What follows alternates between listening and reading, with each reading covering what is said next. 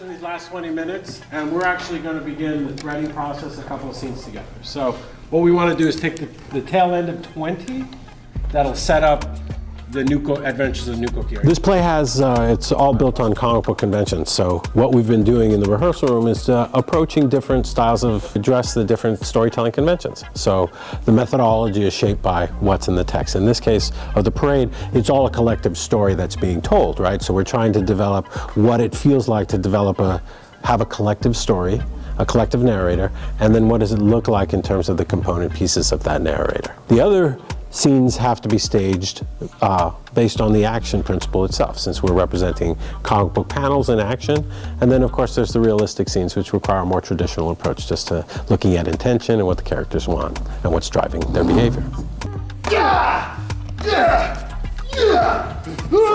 Well, one of the things is that our character, Alex, is a comic book artist. So he's not a screenwriter, he's not a film director. So he thinks in terms of images and dynamic qualities on the page itself, right? So what we've been trying to do is to capture the spirit, not necessarily of a cinematic adaptation of a comic book, but is actually use the conventions that you will find on the comic book page and find their corollaries in terms of a three-dimensional space. But part of it is taking a look at two-dimension and saying, how can we make it active?